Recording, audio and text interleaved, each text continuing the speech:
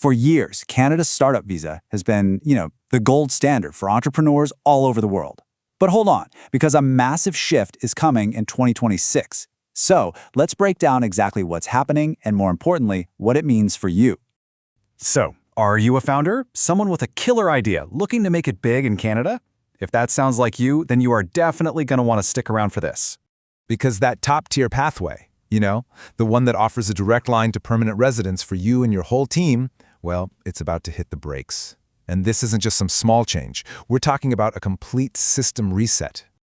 All right, here's the headline. Starting January 1st, 2026, Immigration, Refugees, and Citizenship Canada, or IRCC as we call them, is hitting pause on all new applications for the startup visa program. And why?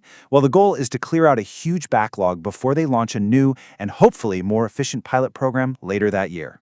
This whole situation creates a really critical fork in the road. And your entire strategy, everything you do from this moment on, it all comes down to one single document. Knowing which path you're on is absolutely essential. Get it wrong, and you could miss a critical deadline or apply to a program that's already closed. Look, it all boils down to one simple question. Do you have a commitment certificate that was issued before the end of 2025? If the answer is yes, you're on the left, the legacy path. If the answer is no, then you're looking at the future pilot on the right.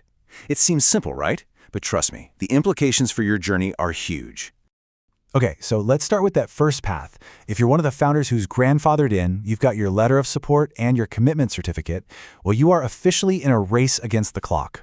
And this right here, this is the most important date on your calendar, June 30th, 2026. This is the absolute, final, non-negotiable deadline to get your complete permanent residence application submitted. And I mean it. No extensions, no exceptions. So the bottom line is you have to act now. First up, audit all of your documents. Are your language tests, you need at least a Canadian language benchmark level 5, still valid? What about your police certificates? Are they current? Second, get your application submitted through the online portal. Do not wait until the last minute because this window is closing and it's closing fast. Now let's talk to everyone else. If you're sitting there without that certificate, you might be feeling a little left out, but honestly, this pause could actually be an opportunity. This next section, it's for you. You see, the government isn't just redesigning the program to be faster. They want to make sure it attracts truly innovative companies and filters out any passive investments. And that means the bar is going up. Expect stricter rules on how actively you're managing the business from inside Canada, higher standards for the incubators, and almost certainly a capped intake system, kind of like express entry, just to manage demand. So, with the main program on pause, what's an ambitious founder supposed to do? You can't just sit around and wait, right? Luckily, there's a really powerful interim solution. The best strategy right now is something called the C11 Significant Benefit Work Permit. Now, it's not a direct path to permanent residence, but here's the key. It gets you to Canada now so you can start building. When that new pilot finally launches, you'll have a massive advantage as an entrepreneur who's already on the ground running a business, not just some applicant with an idea. So your game plan is pretty clear.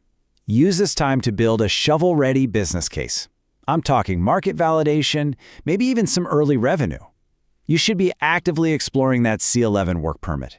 And definitely stay in close contact with the designated organizations, the incubators, the VCs. They'll be the first ones to hear about the new rules.